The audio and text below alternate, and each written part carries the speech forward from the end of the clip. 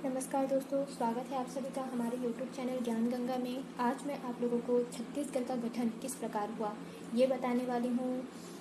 आशा करती हूँ आप सभी को ये वीडियो पसंद आएगा और यदि आपने अभी तक इस चैनल को सब्सक्राइब नहीं किया है तो सबसे पहले आप इस चैनल को सब्सक्राइब कर लें और बेल आइकॉन को प्रेस कर लें ताकि आगे आने वाली वीडियोस के नोटिफिकेशंस आपको मिलती रहें। तो चलिए स्टार्ट करते हैं आज की क्लास। आप लोगों के मन में कभी ये ख्याल आया कि छत्तीसगढ़ राज्य का गठन कैसे हुआ? छत्तीसगढ़ का गठन 1 नवंबर 2000 को हुआ था, ये सभी को पता है। वह मध्य प्रदेश से अलग होकर एक राज्य बना, ये भी पता है। लेकिन एक्चुअल में इसका इतिहास क्या है? कहाँ से आया? कौन मांग किया? कौन कौन से सम्मेलन हुए? ये सारी चीज़ें एक विषय है कि किस प्रकार से छत्तीसगढ़ बना। तो देखिए, छत्तीसगढ़ का गठन जो है वो सबसे पहले इसकी एक परिकल्पना की थी। किसी ने सोचा कि हाँ, छत्तीसगढ़ को भी एक राज्य बनना चाहिए। अब छत्तीसगढ़ जो था वो पहले ब्रिटिश के अधीन में था, क्योंकि भारत पूरा ब्रिटिश के अधीन में था, छत्तीसगढ़ भी रहा होगा। तो सबसे पहले इसको सुंदरलाल शर्मा, जिन्हें छत्तीसगढ़ का हनुमान भी कहा जाता है, ये मैंने आपको अपने पिछले वीडियो में बताया था। आप चाहें तो मेरी पिछली वीडियोस भी जाकर देख सकते हैं। उसमें मैंने काफ़ी डिटेल में सारी चीज़ें बताई हैं कि छत्तीसगढ़ में पहले कौन थे, सबसे प्रथम कौन उच्च न्यायालय का न्यायाधीश बना, किनको क्या कहा जाता था। लिंक जो है वो मैंने डिस्क्रिप्शन बॉक्स में दे दिया है, आप जाकर वीडियोस देख सकते हैं। तो चलिए आगे देखते हैं। तो सुंदरलाल शर्मा जी ने ये सोचा कि क्यों न छत्तीसगढ़ को एक नया राज्य बनाया जाए। तो उन्होंने सबसे पहले ये कल्पना की। उसके बाद क्या हुआ, डेट वाइज डेट, सन वाइज सन, ये सब चीज़ें चलती गई। तो आइए हम देखते हैं कि कैसे ईयर के अकॉर्डिंग सारी चीज़ें आई। ये चीज़ें आपको CGPSC में बहुत काम आने वाली है। व्यापम में थोड़ा बहुत पूछा जाता है, लेकिन CGPSC में काफ़ी डिटेल से छत्तीसगढ़ का इतिहास को पूछा जाता है, तो ये आपको उसमें काम आएगी। तो चलिए देखते हैं कि डेट वाइज कैसे सारी चीज़ें हुई। तो सबसे पहले 1861 में सेंट्रल प्रोविंस, या आप इसको मध्य प्रांत भी कह सकते हैं, तो मध्य प्रांत जो है वो उस समय ब्रिटिश के अधीन में था। ब्रिटिश ने क्या किया था, या फिर आप बोल सकते हैं अंग्रेजों ने मुगलों और मराठों से युद्ध किया, ठीक है, और मध्य प्रांत को जीत लिया था। अब अभी के राज्यों में मध्य प्रांत में उस समय महाराष्ट्र, मध्य प्रदेश और छत्तीसगढ़ तीनों राज्य आते थे, और नागपुर जो थी वो इसकी राजधानी थी। तो ये मध्य प्रांत था आपका, ठीक। तो उसके बाद फिर क्या हुआ, 1862 में मध्य प्रांत में से छत्तीसगढ़ जो है उसको एक संभाग बनाने के बारे में सोचा गया कि क्यों न छत्तीसगढ़ को एक संभाग बना दिया जाए, ठीक है, जिसमें अभी के रायपुर, बिलासपुर और संबलपुर जो थे वो शामिल थे। अब आगे फिर 1905 में बंगाल प्रांत और मध्य प्रांत वापस उसका पुनर्गठन हुआ।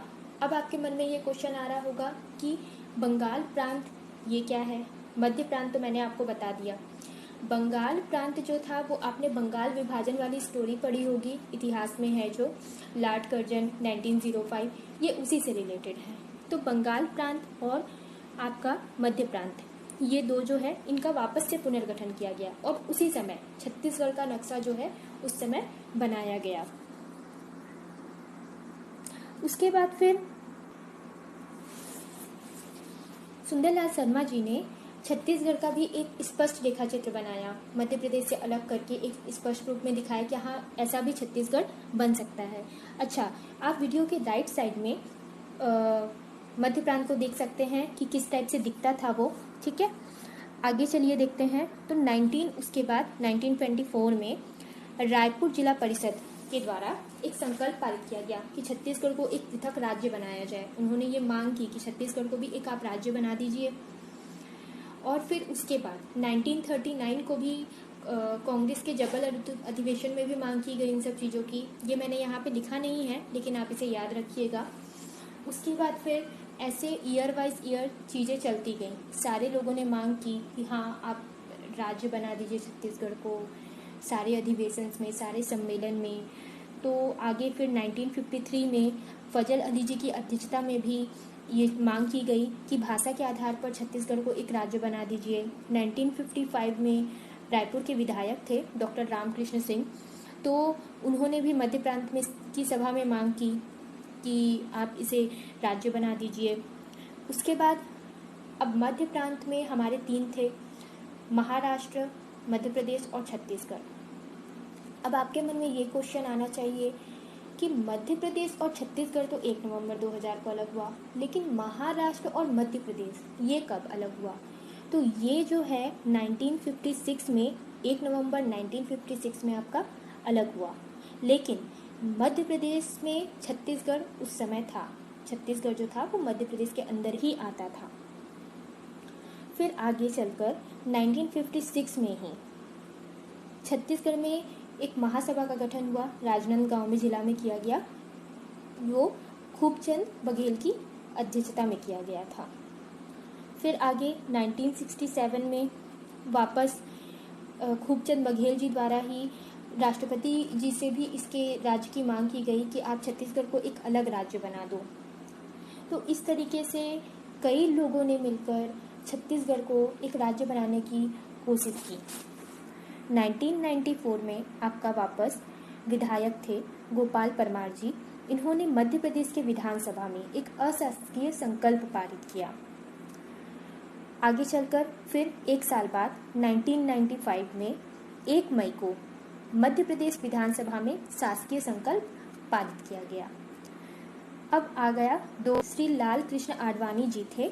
उन्होंने छत्तीसगढ़ के एक पृथक राज्य के रूप में बनाने के लिए लोकसभा में मध्य प्रदेश पुनर्गठन विधेयक 2000 को प्रस्तुत किया। इसके बाद से आपके डेट्स जो हैं वो थोड़े से इम्पोर्टेंट हो जाते हैं। 31 जुलाई को फिर लोकसभा में विधेयक पारित हुआ कि छत्तीसगढ़ को राज्य बनाना है। फिर 9 अगस्त को आपका राज्यसभा में विधेयक पारित हुआ और 25 अगस्त को भारत के राष्ट्रपति श्री KR नारायण के हस्ताक्षर के बाद मध्य प्रदेश पुनर्गठन अधिनियम 2000 बना, जिसके बाद 1 नवंबर सन 2000 को मध्य प्रदेश से छत्तीसगढ़ अलग होकर एक राज्य के रूप में सामने आया और वो भारत का 26वां राज्य था। उस समय छत्तीसगढ़ निर्माण के समय 3 संभाग थे, रायपुर, बिलासपुर और बस्तर। 16 जिले बनाए गए, 96 आपके तहसील बनाए गए और 146 विकास खंड का निर्माण किया गया।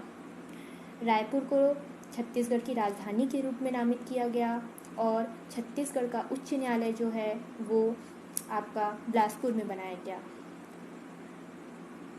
आपको सबसे कठिन चीज़ जो लगेगी ईयर्स याद करना। ईयर आप कैसे याद करें? तो देखिए, इसके 2 तरीके हैं। पहला, या तो आप इसे ईयर के जैसे ही याद कीजिए, रट लीजिए, या दूसरा ट्रिक से याद कीजिए कि जैसे 1861 है, फिर 1862 है, फिर 1905 है, तो आप इसमें रीजनिंग की तरह याद कर सकते हैं कि पहले +1 किए, फिर प्लस आगे का किए, फिर उसके ईयर में प्लस आगे का किए। तो वो एक रीजनिंग की तरह आप इसके ईयर्स को याद रख सकते हैं। तो आज के लिए बस इतना ही। ये वीडियो आपको कैसा लगा कमेंट बॉक्स में ज़रूर बताएं और अगर कोई क्वेरी हो तो वो भी मुझसे ज़रूर पूछें। तो मिलते हैं हमारे नेक्स्ट वीडियो में। तो वीडियो को लाइक करें, शेयर करें। Thanks for watching.